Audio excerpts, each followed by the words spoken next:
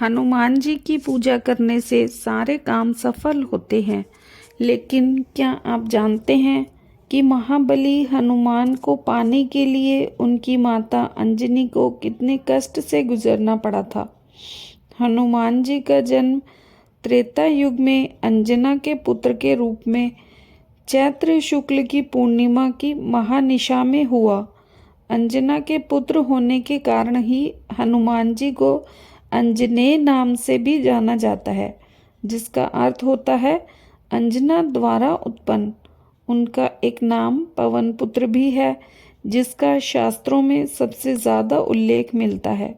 शास्त्रों में हनुमान जी को वात्मज भी कहा गया है। वात्मज यानी जो वायु से उत्पन्न हुआ हो। हनुमान जी की जन्म कथा। अंजना ने मतंग ऋषि एवं अपने पति केसरी से आज्ञा लेकर नारायण पर्वत पर स्वामी तीर्थ के पास अपने आराध्य शिवजी की तपस्या शुरू की। तपस्या से प्रसन्न होकर शिवजी ने उन्हें वरदान मांगने को कहा। अंजना ने कहा कि साधु के श्राप से मुक्ति पाने के लिए उन्हें शिव के अवतार को जन्म देना है। इसीलिए शिव बालक के रूप में उनकी कोख से जन्म ले। तथास्तु कहकर शिव अंतर्ध्यान हो गए।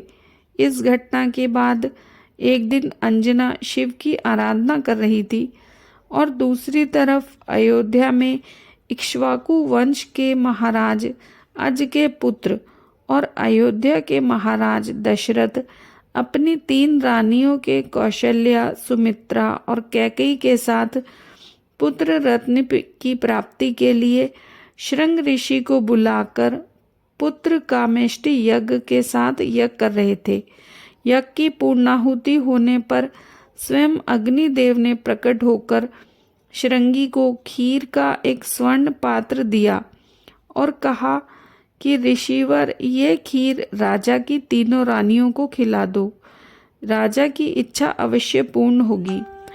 इससे 3 रानियों को खिलाना था, लेकिन इस दौरान एक चमत्कारिक घटना हुई। एक पक्षी उस खीर की कटोरी में थोड़ी सी खीर अपने पंजों में फंसाकर ले गया और तपस्या में लीन अंजना के हाथ में गिरा दिया। अंजना ने शिव का प्रसाद समझकर उसे ग्रहण कर लिया और इस प्रकार हनुमान जी का जन्म हुआ।